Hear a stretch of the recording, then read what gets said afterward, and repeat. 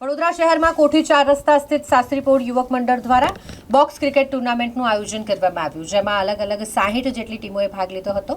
આ box cricket ટુર્નામેન્ટનું આયોજન 15 મેથી શરૂ થયું હતું, જેની ફાઇનલ મેચ રમાઈ અને આ ટુર્નામેન્ટની પૂર્ણાહુતિ થઈ। રવિવારના રોજ બાળકો માટે ખાસ બોક્સ ક્રિકેટ મેચનું આયોજન થયું હતું। સેમીફાઇનલ અને ફાઇનલ મેચ રમાઈ, જેમાં કાંટાની ટક્કર અને ભારે રસાકસીભરી આ મેચ હતી, જેમાં વિજેતા ટીમ અને રનર્સઅપ ટીમને મનમોહન વડાપાવ અને સમોસા તરફથી સુરેશ શર્મા અને સન્મુખ જ્ઞાનચંદાનીના વરદ હસ્તે ટ્રોફી અને સર્ટિફિકેટ આપીને સન્માનિત કરાયા। સાથે જ વિશાલ વિચારે દ્વારા વિજેતા ટીમને 12,000 રૂપિયાનું રોકડ ઇનામ આપવામાં આવ્યું, જ્યારે અંશ ગ્રુપ, આરવી સાઉન્ડ તથા રાહુલ કહાર દ્વારા અન્ય ઇનામો, જેમાં best player, man of the match, best bowler, best fielder સહિતના પણ ઇનામ આપવામાં આવ્યા।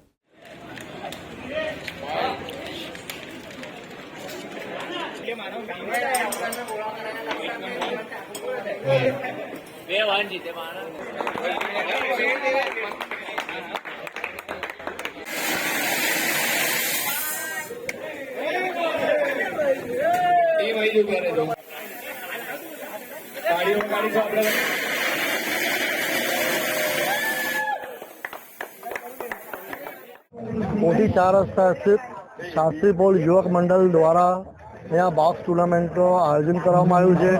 છેલ્લા 5 દિવસથી અહીંયા બોક્સ ટુર્નામેન્ટનું આયોજન કરવામાં આવ્યું છે અને આ બોક્સ ટુર્નામેન્ટમાં લગભગ 60 ટીમોથી વધારે ભાગ લીધો છે। એમાં આજે સેમીફાઇનલ, ફાઇનલ આજે રમવાની છે અને સેમીફાઇનલ અત્યારે રમાય છે અને ફાઇનલ હવે 10 મિનિટની અંદર ફાઇનલ બી રમાઈ જશે અને અહીંયા બે કપ બી રાખવામાં આવ્યા છે। મનમોહન સમોસા અને મનમોહન વડાપાવના તરફથી 2 કપ બી રાખવામાં આવ્યા છે અને બીજા સ્પોન્સરો બી બીજી ગિફ્ટો આપી છે અને અહીંયા છેલ્લા 5 વર્ષથી અહીંયા પ્રોગ્રામ જે છે ને બોક્સ ટુર્નામેન્ટ રાખવામાં આવે છે અને આખી વડોદરાથી જે બી સારા બેટ્સમેન છે અહીંયા આવે છે અને 60 ટીમોથી લગભગ વધારે થઈ જાય છે અને ગયા ટાઈમે બી 50 ટીમો હતી અને આ વખતે તો 60 ટીમો થઈ ગઈ અને બહુ ઉમંગ છે અહીંયાને જે અગ્રણી છે, નાના મોટાને બધાને। સન્મુખ જ્ઞાનચંદાની।